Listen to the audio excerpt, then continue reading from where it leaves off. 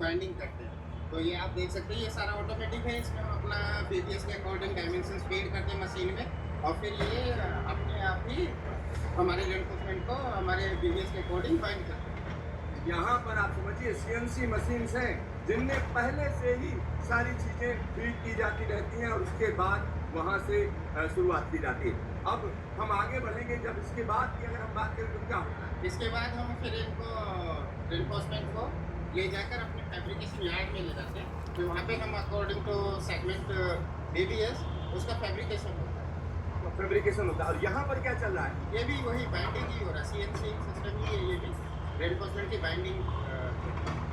यहाँ मैं अपने दर्शकों के लिए बताना चाहूँगा, यह सीएनसी मशीन है जिसमें कहीं ना कहीं डायमेंशंस दिए जाते हैं, और जिस डायमेंशन का केज बनना होता है, जो सेगमेंट काटा जाना है, यानी सरिया किस साइज में काटा जाना है, किस शेप में काटा जाना है, वो यहीं से तय होता है।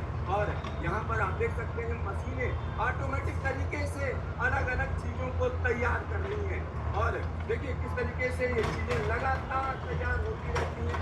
और यहाँ पर एक और चीज़ मैं आपको बता दूँ, जब इनको उठाना होता है तो मैनुअल तरीके से यहाँ पर लाया जाता है, और इसका फ़ायदा ये होता है, इस तरीके के ऑटोमेटिक सिस्टम का सबसे बड़ा फ़ायदा ये होता है कि प्रिसीजन अच्छा खासा रहता है, और प्रिसीजन की ज़बरदस्त रिक्वायरमेंट है।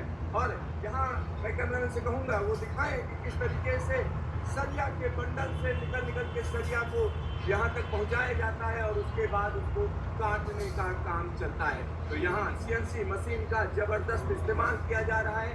जब हम इस यार्ड की बात करते हैं तो एक बड़ी जगह में ये फैला हुआ यार्ड है।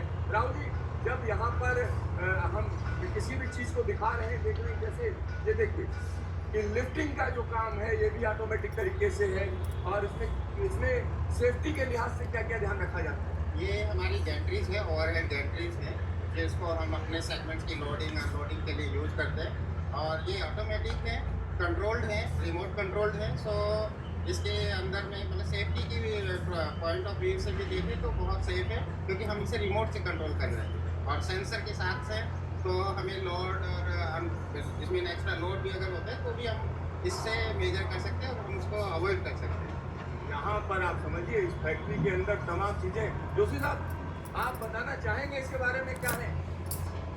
Yes, this is our casting yard, और टीबीएम के लिए बैकबोन कहा जा सकता है, क्योंकि जो रिंग, जो भी टनल है, टनल की जो रिंग कवर्ड होगा वो कवर्ड इन रिंगों से होगा, जो कास्ट आप पीछे देख रहे हैं। और सबसे बड़ी विशेषता ये है कि ये कोरियन मोल्ड से कास्ट है। ये जितने भी कास्ट हैं कोरियन मोल्ड फैक्ट्री है। तो ये फैक्ट्री जो स्टीम बॉयलर और से लेकर पूरी ये फैक्ट्री ऑटोमेटिक है, ये कोरियन फैक्ट्री है। और बाकी इसके लिए जो हमारे एक्सपर्ट हैं mister Raghu, he will let you know कि एक्चुअल क्या डायमेंशन है और क्या इनका वो केस है। तो रघु जी, जब यहाँ पर मैं आया और एक अलग तरीके की फैक्ट्री जिसमें जो है बहुत सा काम ऑटोमेशन के साथ हो रहा है, तो यहाँ कुछ टेक्निकल चीजें देखो भाई साउथ इंडियन बंदा है, ये फैक्ट्री करोजन सिस्टम बोलते हैं। इंजीनियर। करोजन सिस्टम मतलब एक घूमने का सिस्टम में हम प्रोडक्शन को, सेगमेंट प्रोडक्शन को बनाना आसान तरीका में बोल रहे हैं। इधर हमारा टनल का रिक्वायरमेंट है, प्रीकास्ट सेगमेंट्स बना के इधर से हमको देवप्रयाग को सप्लाई करना, उधर से वो टनल माइनिंग होके ये टनल में पूरा सेगमेंट्स लग जाते हैं। ये काम हो रहा है 3 साल से, ये काम हो रहा है। ऑलमोस्ट अभी काम हो चुका है, 1% 2% काम ही इधर कैस्टिंग के लिए बाकी है, वो भी आने वाला 15 दिन में कंप्लीट हो जाएगा। उसका बाद में वो